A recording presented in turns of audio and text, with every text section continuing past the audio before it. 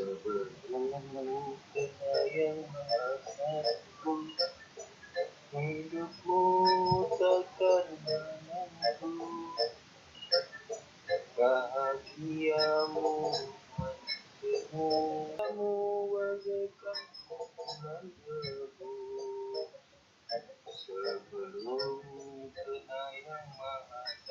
Menurut beberapa sumber pengabaran yang saya ketahui, bahwa musibah akhir zaman yang mengharuskan kita tinggal di rumah ini seperti yang sekarang terjadi, ada peristiwa yang lebih besar adalah bencana dukhon dan kedatangan Dajjal yang diprediksi oleh ulama sekarang akan terjadi di masa-masa kita ini, termasuk akal sehat, karena pada waktu itu hanya agar tidak kelaparan sampai terjadi pembunuhan antara sesama saudara.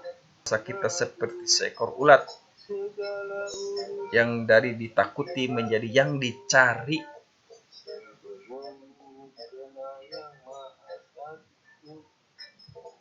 Hidupmu takkan menentu, bahagiamu hanya semu.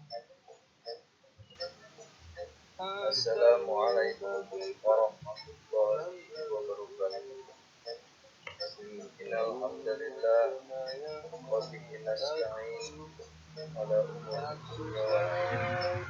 Wassalatu wassalamu ala asrofil anbiya'i wal mursalin wa ala alihi wa ashabihi ajmain. A'udzu billahi minasyaitonir rajim. Bismillahirrahmanirrahim. Wala nabluwannakum bisyai'in minal khawfi wa naqsin minal amwal wa basyyiris sabirin. Inna fi khalqis samawati wal ardi wa ikhtilafil laili wan nahari ayatan lil albab. Ya ayyuhalladzina amanu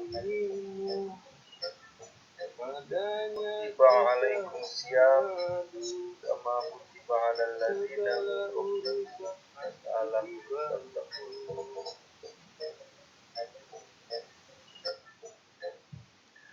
Segala puji bagi Allah Subhanahu wa Ta'ala yang telah menetapkan semua ini dengan ketetapan yang tercatat di Lauhil Mahfuz. Lalu semua kejadian belakang ini menjadikan pembelajaran bagi kita, yaitu apapun yang kita banggakan semuanya akan lenyap begitu saja bila Allah Subhanahu wa Ta'ala menghendaki lenyapnya. Serta juga semakin mengokohkan bahwa Engkau salah satu penguasa yang sesungguhnya. Engkau maha perkasa. Apapun yang ada di alam semesta ini tunduk dengan keperkasaanmu. Dan kami sebagai hamba-Mu yang lemah hanya menerima sembari berharap apa yang telah kami lakukan mendapat ridho-Mu, menjadikan salah satu hamba-Mu yang kelak mendapat balasan terbaik dari apa yang telah Engkau janjikan. Saksikanlah ya Allah, tiada Tuhan yang wajib kami sembah selain Engkau, dan Nabi Muhammad SAW sebagai abdi dan Rasulnya yang telah banyak mengabarkan tentang berbagai hal, termasuk huru-hara atau peristiwa yang akan terjadi akhir zaman, yang salah satu di antaranya tentang peristiwa yang sedang kita alami.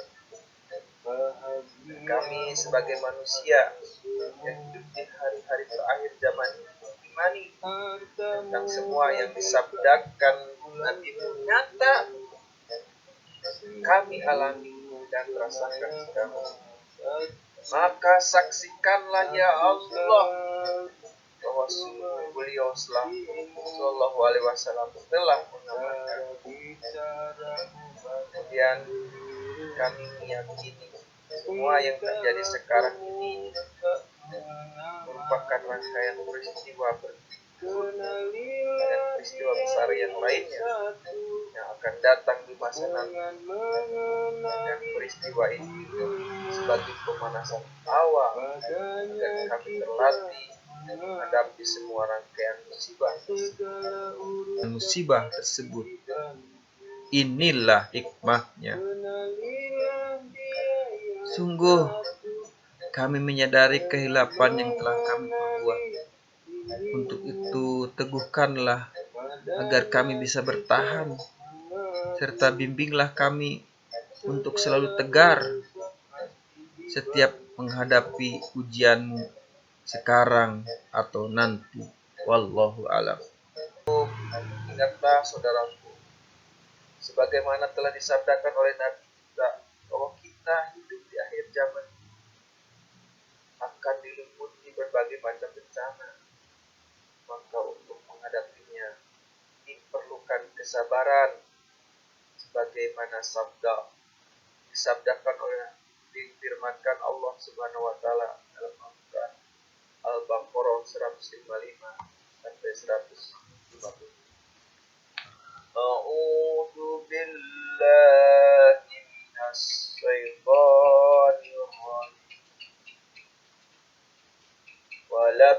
وَلَنَبْلُوَنَّكُمْ بِشَيْءٍ مِّنَ الْخَوْفِ وَالْجُوعِ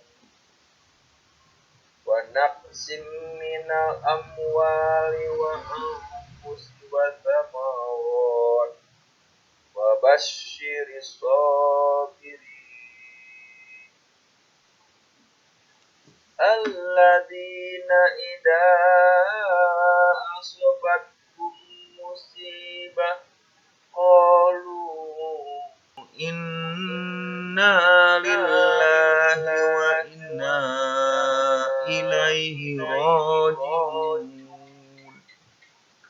أُولَٰئِكَ عَلَيْهِمْ صَلَاةٌ مِّن رَّبِّهِمْ وَرَحْمَةٌ وَأُولَٰئِكَ هُمُ الْمُهْتَدُونَ. Dan kami pasti akan menguji dengan sedikit ketakutan, kelaparan, kekurangan harta, jiwa dan buah-buahan. Dan sampaikanlah berita gembira kepada orang-orang yang sabar, yaitu orang-orang yang apabila ditimpa musibah, mereka berkata, Inna lillahi wa inna ilaihi raji'un. Sesungguhnya kami milik Allah dan kepadanya lah kami kembali. Mereka itu orang yang memperoleh ampunan dan rahmat dari Tuhannya, dan mereka itulah orang-orang yang mendapat Al-Quran surat Al-Baqarah 155 sampai 100. Menurut beberapa sumber pengabaran yang saya ketahui, bahwa musibah akhir zaman yang mengharuskan kita tinggal di rumah ini, seperti yang sekarang terjadi, ada peristiwa yang lebih besar, adalah bencana dukhon dan kedatangan Dajjal. Kabut debu yang teramat sangat tebal bersatu dengan asap yang panas menyelimuti bumi selama 40 hari 40 malam. Orang tidak bisa membedakan kapan siang dan kapan malam, saking gelapnya dukhon ini.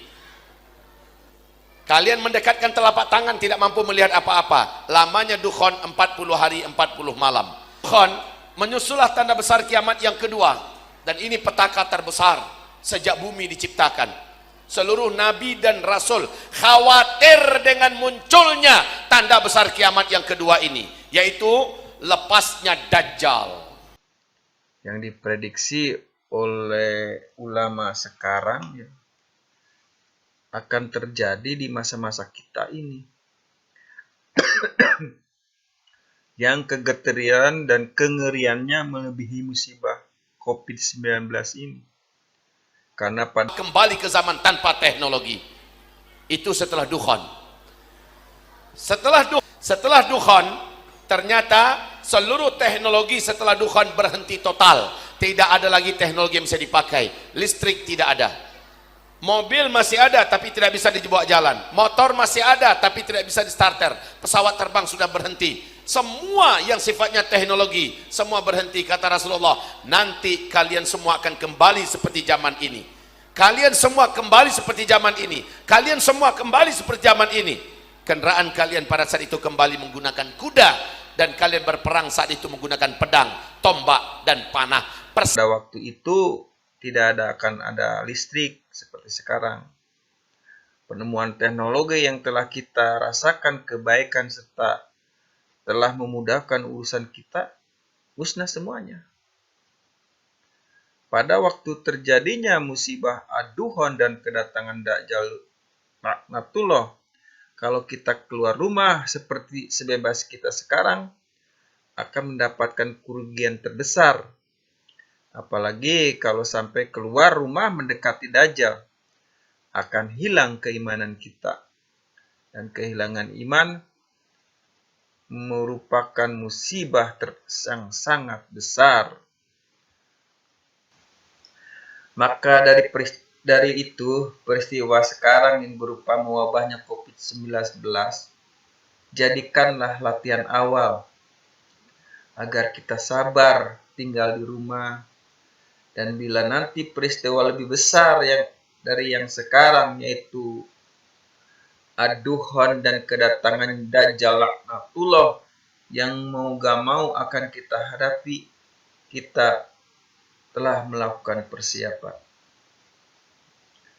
Ketahuilah, semua musibah ini untuk memuji kita selaku orang beriman.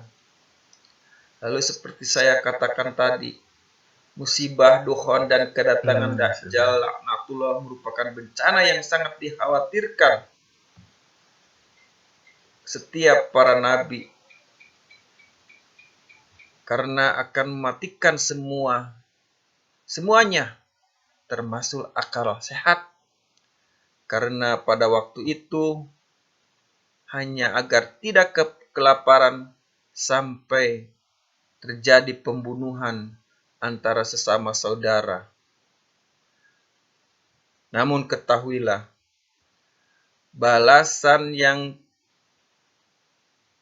kita terima bila kita lolos dengan ujian ini adalah sebanding dengan 50 sahabat di zaman Rasulullah. Beristiqomah, orang yang sabar pada masa itu, nilai pahala mereka yang dikasih oleh Allah setara dengan 50 kali lipat pahala para sahabat. Mendengarkan itu sahabat tercengang. Ya Rasulullah, 50 kami kelipatan pahala mereka atau 50 kali lipat mereka saat itu? Apa kata Nabi? 50 kalian. 50 sahabat, nilai orang yang bisa berjuang dan istiqomah pada masa ini. Maka lakukanlah persiapan ke arah itu. Jadi peristiwa sekarang kita ambil hikmahnya, karena semua yang terjadi di dunia ini sebagai tanda bagi orang-orang yang mau berpikir, sebagaimana Allah berfirman dalam Al-Imran 109, Inna fi khalqis samawati wal ardh wa ikhtilafil laili wan nahari la ayatal ulil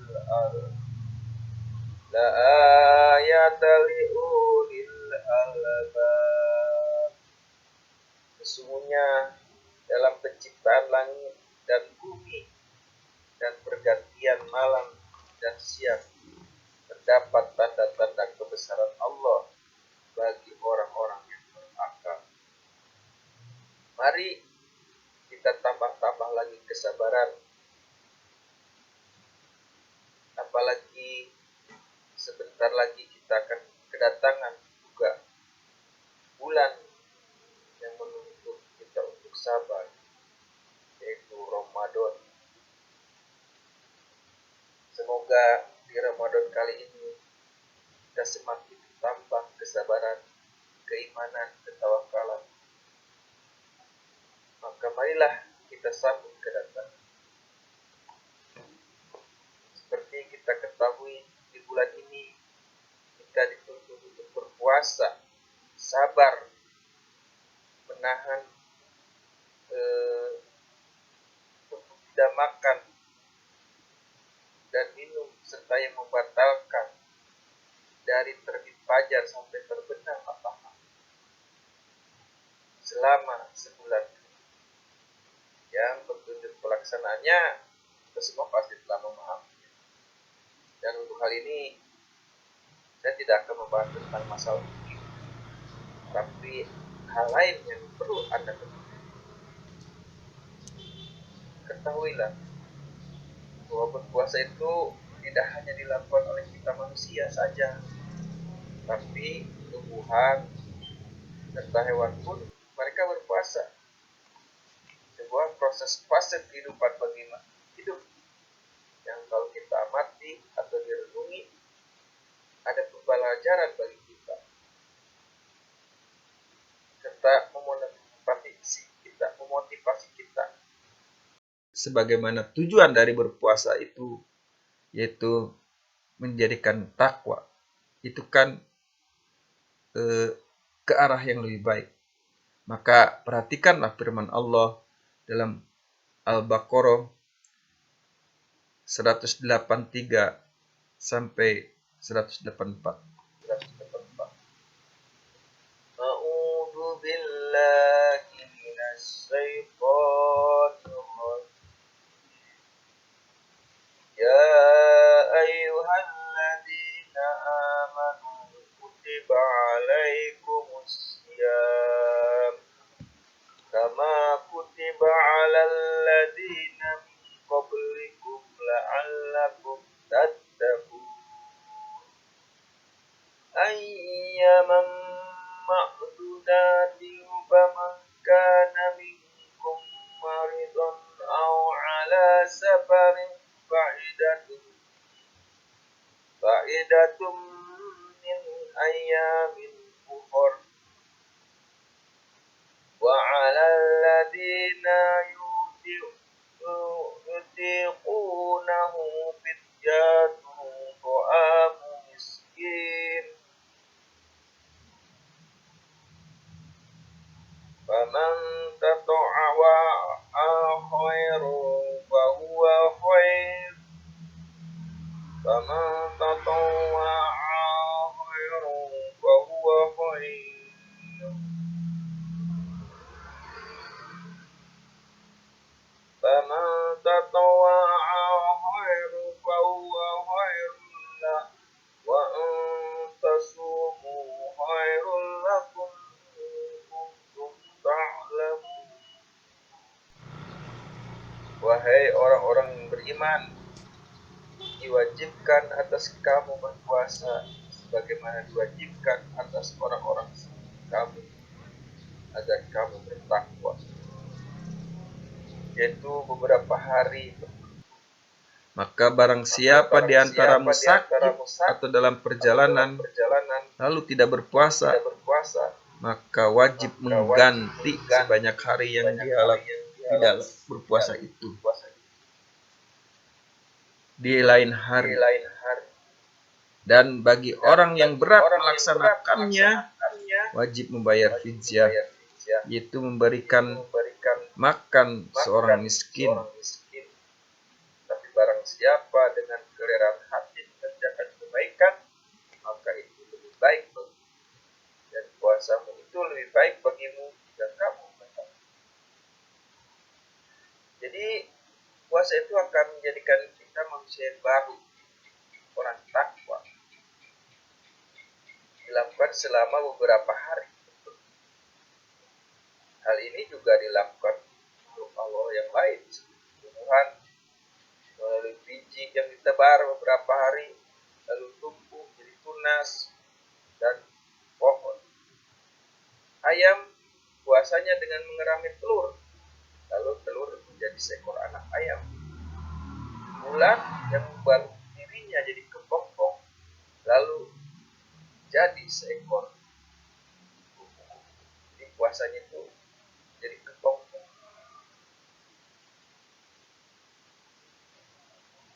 Tapi dari bermetamorfosisnya ulat menjadi kupu-kupu, ada pelajaran yang bisa kita ambil, bahwa karena berpuasa seekor ulat yang kehadirannya ditakuti oleh sebagian manusia, baik karena takut akan terserang gatal bila mendekatinya atau karena kegelian bila ulat itu menjalari tubuh, tapi akan bertolak belakang ketika ulat itu telah menjadi kupu-kupu.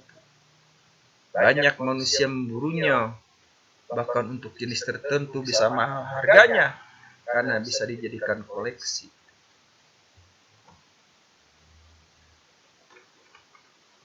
Lalu hewan lain yang sama, yaitu ular, juga berpuasa, tapi tidak merubah dirinya menjadi bentuk yang lain, lebih bagus dari bentuk sebelum dia berpuasa, hanya berganti kulit saja.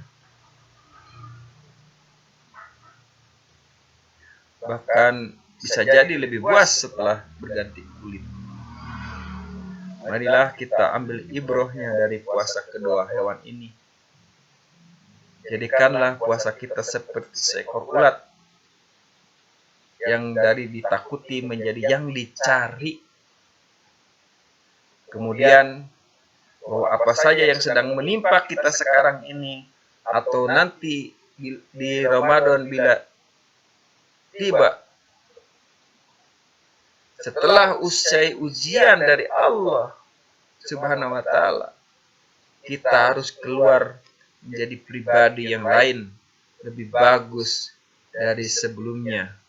Dan cara yang paling bagus untuk keluar sebagai pribadi yang baru adalah semakin mempertebal kesabaran. Mungkin inilah yang bisa saya sampaikan.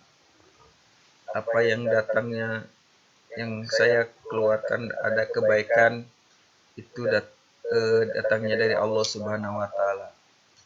Dan bila ada kekeliruan atau kesalahan, mungkin karena kekeliruan atau kesalahan yang saya lakukan, hanya kepada Allah lah tempat semua urusan saya kembalikan. Khairul kalam. Assalamualaikum warahmatullahi wabarakatuh.